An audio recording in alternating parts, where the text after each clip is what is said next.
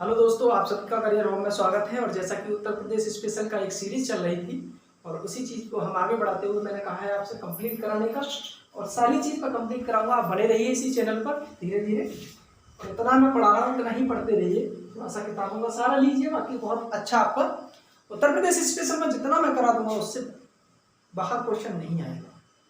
आप करिएगा मेरे साथ बस। चलिए, जैसा कि हम देख चुके थे, हम पढ़ रहे थे उत्तर प्रदेश का इतिहास, और उत्तर प्रदेश के इतिहास में हम पढ़ रहे थे उत्तर प्रदेश स्पेशल, और उसमें पढ़ रहे थे उत्तर प्रदेश का इतिहास। केवल वही पॉइंट हम डिस्कस कर रहे थे जो उत्तर प्रदेश से रिलेटेड इतिहास में कुछ ना कुछ इंपॉर्टेंट पॉइंट रखते हैं। उसमें हमने पढ़ लिया था उत्तर प्रदेश के इतिहास में हमने जैन धर्म, बौद्ध धर्म और 16 महाजनपदों में से जो 8 महाजनपद हैं वो उत्तर प्रदेश में कहाँ कहाँ बिलोंग करते हैं, इस समय वर्तमान लोकेशन क्या क्या है, उन सारी चीजों पर चर्चा कर ली थी। तो आज बात करते हैं हम हर्षवर्धन के बारे में। हर्षवर्धन के बारे में जिसने 600 से लेकर 647 ईस्वी तक भारत पर शासन किया, जिसने 600 से लेकर 647 तक भारत पर राज किया, जो पुष्यभूति वंश यानी कि पुष्यभूति वंश या वर्धन वंश का शासक हुआ। वर्धन वंश का शासक हुआ करता था या रूलर हुआ करता था, जो हम अच्छे तरीके से इसको जानते हैं। हर्षवर्धन की पहली राजधानी जो थी वो थानेश्वर, जो कि हरियाणा में पड़ता है, उससे हमें कोई मतलब नहीं है। इसकी सेकंड कैपिटल जो इसने बनाई अपनी कन्नौज। किसने? हर्षवर्धन ने। यही पूछा जाएगा हर्षवर्धन की दूसरी राजधानी कहाँ थी, तो कन्नौज। कन्नौज को ही पुराना नाम, प्राचीन नाम कन्नौज का ही प्राचीन नाम जो है उसे बोलते हैं कन्याकुब्ज। कन्नौज को ही हर्षवर्धन के शासन काल में महोदय नगर या महोदय श्रीनगर के नाम से जानते थे। महोदय श्री कन्नौज को बोला गया है। आप सभी अच्छे तरीके से जानते हैं कन्नौज पर सबसे ज्यादा शासन करने वाला कौन था, तो सबसे अधिक समय शासन कन्नौज पे किया था गुर्जर प्रतिहार वंश। गुर्जर प्रतिहार वंश जो था उसने सबसे ज्यादा शासन किया था किस पर? कन्नौज पर सबसे ज्यादा। इसी के शासन काल में एक 629 ईस्वी में एक प्रसिद्ध चीनी यात्री भारत आया। कौन? ह्वेन सांग ने अपनी एक बुक थी जिसका नाम था, लिखी थी CUK। इसमें अतरंजी खेड़ा को एक नाम दिया। इसने अतरंजी खेड़ा को ही पीलोसाने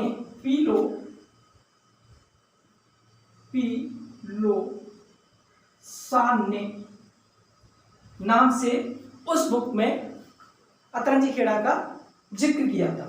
जो अतरंजी खेड़ा क्षेत्र पड़ता है, इसी से हमें लौह के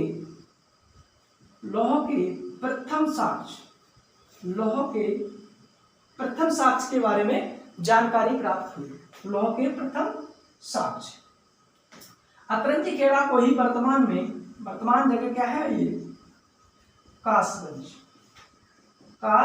ये इंपॉर्टेंट है, आपको याद रखने वाली बात है, क्योंकि कासगंज क्षेत्र को ही, जो वर्तमान में कासगंज है, उसी को क्या कहा जाता था? अतरंजी खेड़ा के नाम से हम जानते थे।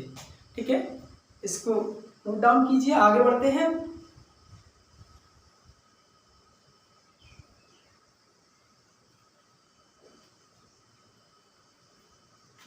अपरंजी खेड़ा।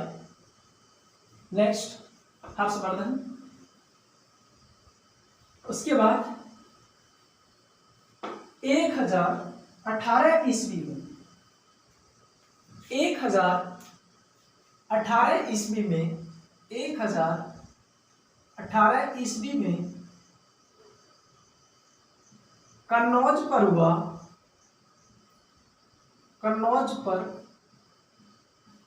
हुआ महमूद गजनवी का आक्रमण। महमूद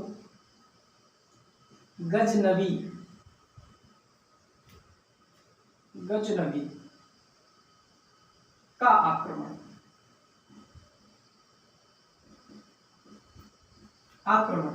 1018 में महमूद गजनवी ने कन्नौज पर आक्रमण किया। हम सभी जानते हैं महमूद गजनवी जो भारत पर आक्रमण करने आया, इसने सबसे पहला उद्देश्य इसका यही था धन लूटना। इसने भारत पर लगभग 17 बार आक्रमण किया, जिसमें सबसे प्रसिद्ध आक्रमण इसका सोमनाथ मंदिर 1025 ईस्वी में किया गया था, जिसमें बहुत अपार संपत्ति लूटी थी। उस चीज की सारी चर्चा हम हिस्ट्री में करेंगे। फिलहाल यहाँ पर केवल एक ही पॉइंट है इससे, 1018 में कन्नौज पर हुआ था महमूद गजनवी का आक्रमण। इसके बाद प्रयागराज,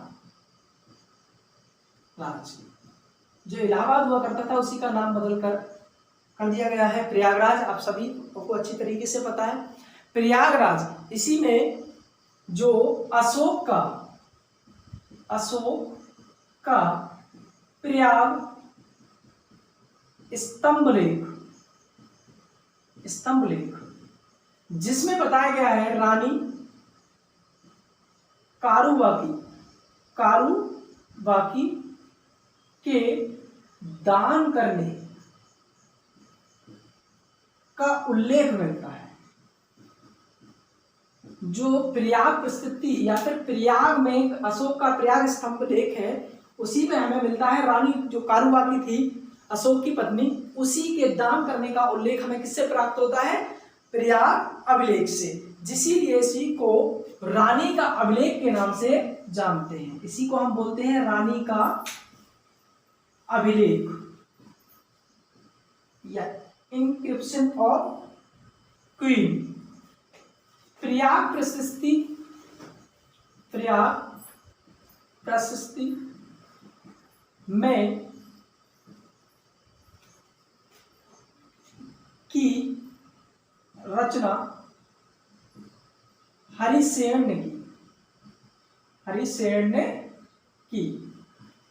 प्रयाग प्रशस्ति की रचना हरिसेन ने की, जिसमें जो हरिसेन हुआ करता था उसमें वो राज्य कवि हुआ करता था किसका? समुद्रगुप्त का।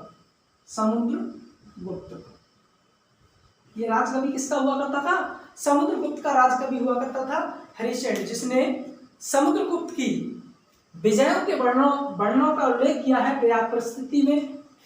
इसमें समुद्रगुप्त की विजयों का वर्णन किया है इसने। जैसा कि हम सब जानते हैं समुद्रगुप्त एक महान शासक हुआ था, जिसे भारत का नेपोलियन भी के नाम से भी जाना जाता है, जो कि गुप्ता डायनेस्टी का था या गुप्त वंश का शासक था। अगला हमें प्रयागराज के ही एक स्थान गढ़वाल या गढ़वा प्रयागराज, दो अभिलेख मिलते हैं, जिसमें से प्राप्त होते हैं हमें दो अभिलेख और एक अभिलेख से हमें जानकारी मिलती है किसकी? एक से हमें प्राप्त होती है इसी वंश के गुप्त वंश के शासक कुमार गुप्त की जानकारी, और दूसरे से प्राप्त होती है स्कंद गुप्त की। दो अभिलेख प्राप्त होते हैं प्रयाग गढ़वा से स्थान से, इससे हमें जानकारी प्राप्त होती है। एक अभिलेख से किसकी? स्कंदगुप्त की, और दूसरे से दो अभिलेख मिले हैं, उनसे क्या मिलती है? हमें कुमार गुप्त की जानकारी प्राप्त होती है। इसके अलावा है भीतरी गांव गुफा अभिलेख, जिसके अलावा है भीतरी गुफा अभिलेख, इसके अलावा है नेक्स्ट भीतरी गुफा अभिलेख, भीतरी गुफा अभिलेख, जिसमें हमें जानकारी प्राप्त होती है किसकी, इस जो हमें प्राप्त हुआ था स्कंदगुप्त की, और जो हमें प्राप्त हुआ था कहां से, उत्तर प्रदेश के ही गाजीपुर से, और जिसमें जानकारी मिलती है हमें स्कंद गुप्त की, जो गुप्त वंश का शासक था। और इसी में जिक्र किया गया है कि स्कंदगुप्त ने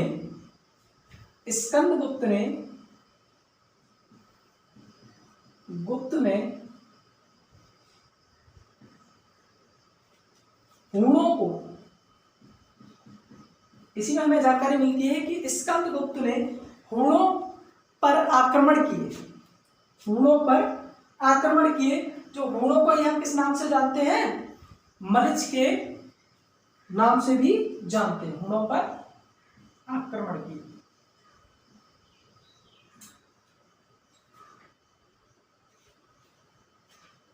हूणों पर आक्रमण किए, या ऐसे मान लीजिए स्कंदगुप्त ने सॉरी ये गलत हो गया, ऐसे लिखिए हूणों का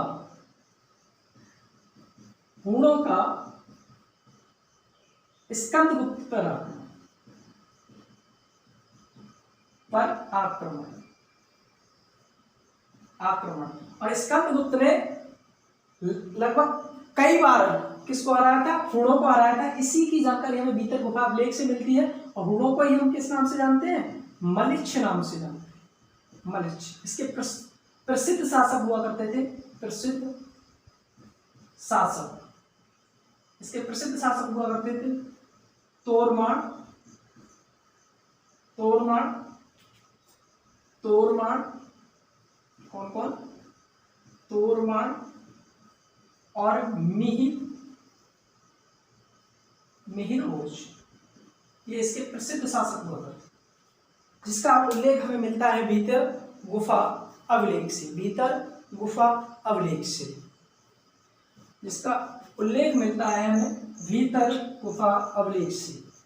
उसके बाद भारत का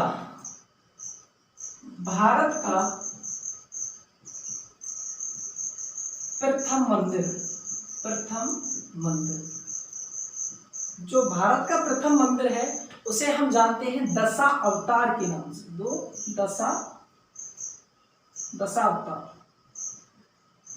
दशावतार मंदिर। जो दशावतार मंदिर है वो भारत का प्रथम मंदिर कहा जाता है, जो कहां पर स्थित है, देवगढ़ ललितपुर में, देवगढ़ ललितपुर में। और ललितपुर किसके लिए, खनिजों के लिए उत्तर प्रदेश में प्रसिद्ध है, जिसमें यूरेनियम हुआ है ना, यूरेनियम हुआ, बॉक्साइड हुआ, सारी चीजें कहाँ पर मिलती है हमें ज्यादा से ज्यादा, ललितपुर पर। ललितपुर ही एक ऐसा क्वेश्चन है जो आगे चल के हम पढ़ेंगे। मध्य प्रदेश से 3 ओर से घिरा एकमात्र उत्तर प्रदेश का जिला, मध्य प्रदेश से 3 ओर से घिरा हुआ एकमात्र उत्तर प्रदेश का जो जिला है वो है क्या, ललितपुर। और गुप्त काल में ही बना था, गुप्त काल में बना है एक भीतर गांव का मंदिर, जो हमारा स्थित कहां पर है, जो स्थित है कानपुर देहात में स्थित है। आप सभी जानते हैं ये वही कानपुर देहात है जो पहले कानपुर क्षेत्र में लगता था, कानपुर से ही काट कर बनाया गया है कानपुर देहात। और कानपुर देहात का मुख्यालय कहां पर है, अकबरपुर माती में। भीतर गांव गुफा मंदिर जो कानपुर देहात में स्थित है, इसमें संभवतः बताते हैं ये किसका बना हुआ है, ये ईंटों का बना हुआ है। किसका बना हुआ है, ये ईंटों का बना हुआ है, ईंटों का बना हुआ मंदिर। गुप्त काल के ही एक प्रसिद्ध शासक हुए जिसका नाम था चंद्रगुप्त द्वितीय, जिसका नाम था चंद्रगुप्त द्वितीय, जो 380 से 413 तक इसने शासन किया था भारत पर। उसी ने निर्माण कराया था क्या, भीतरगांव का मंदिर का, या उसी के शासन काल में निर्माण हुआ। जैसे मैं लिख देता हूं, गुप्त सेकंड इसने शासन किया था 380 ईस्वी से लेकर 413 ईस्वी तक। इसी को, यही पहला शासक था, ये कहाँ, ये गुप्त काल का, गुप्त वंश का महान शासक था। चंद्रगुप्त सेकंड ने ही पहली बार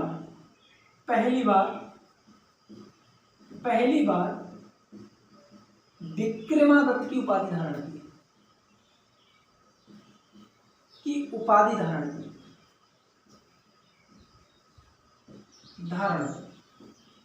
पहली बार विक्रमादित्य की उपाधि धारण करने वाला ही शासक कौन हुआ, चंद्रगुप्त द्वितीय।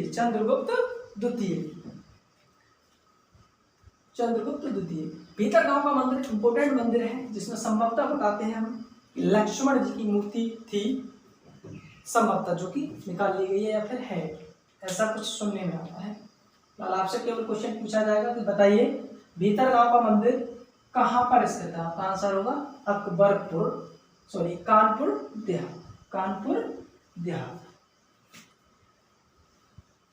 आपसे पूछा जाएगा ईंटों से बना हुआ एक मंदिर, तो आपका आंसर होगा क्या, भीतरगांव का मंदिर, जो कहाँ स्थित है, कानपुर देहात में, जो कि कानपुर देहात में स्थित है।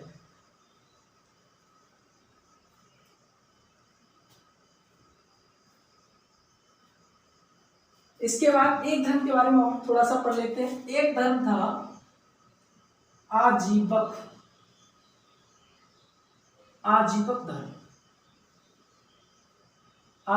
धर्म। इसका संस्थापक था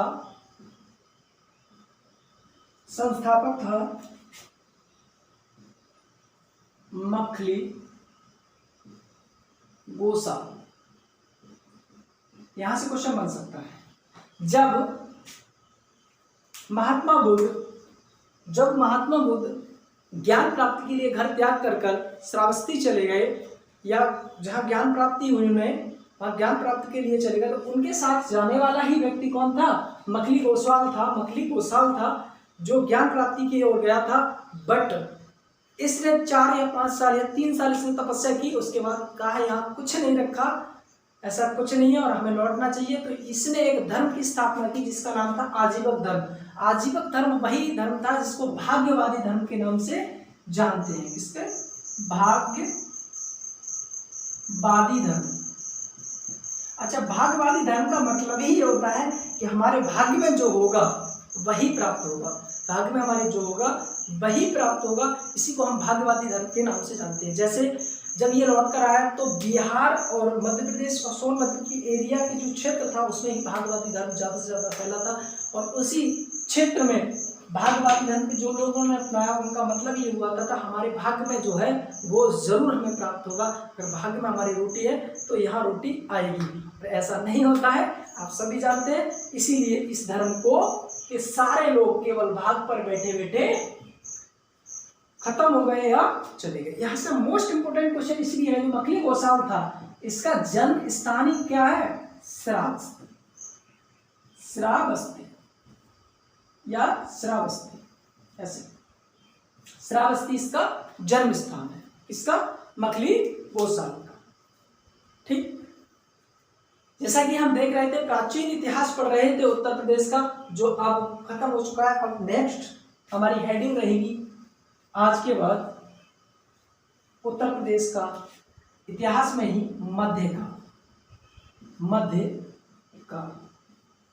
मध्यकाल, जो हम नेक्स्ट क्लास में पढ़ेंगे, क्योंकि ये वीडियो ज़्यादा लंबी होगी, आपको जल्दी ही अपलोड करा दी जाएगी नेक्स्ट क्लास।